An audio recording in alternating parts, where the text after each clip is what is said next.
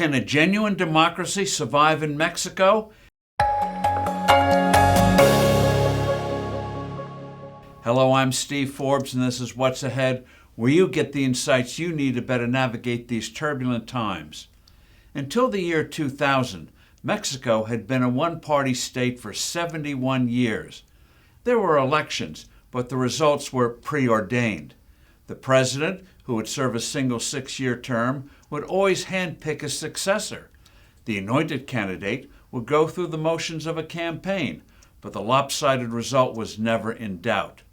This often politically corrupt monopoly was ended at the turn of this century when a combination of a growing middle class and deep dissatisfaction with the ossified political structure led to the opposition winning the presidency.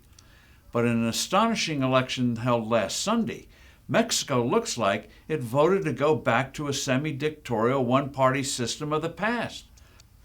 The disturbing possibility of elections in our southern neighbor resembling those in Putin's Russia is no longer remote.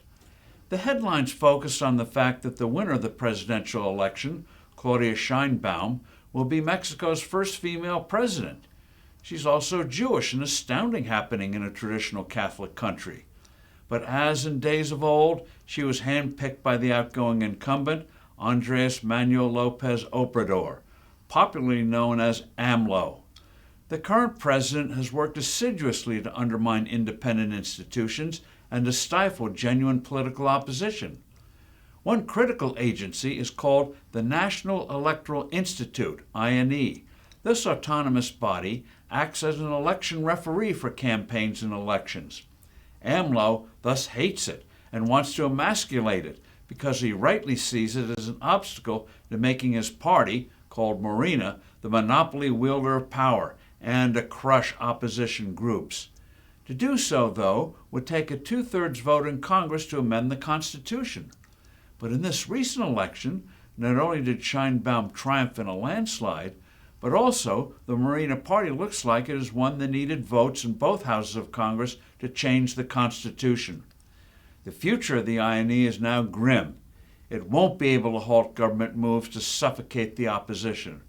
Bye-bye political pluralism. The media will also face more pressure to cooperate.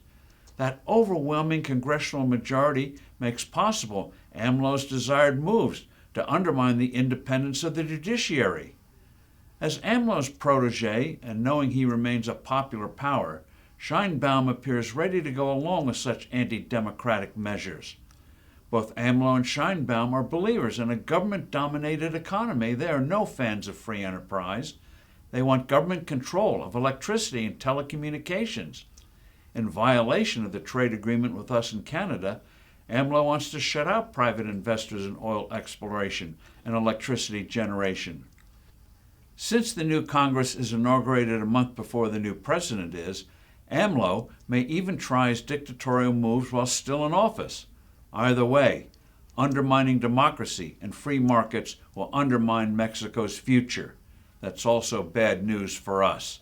I'm Steve Forbes. Thanks for listening. Do send in your comments and suggestions. I look forward to being with you soon again.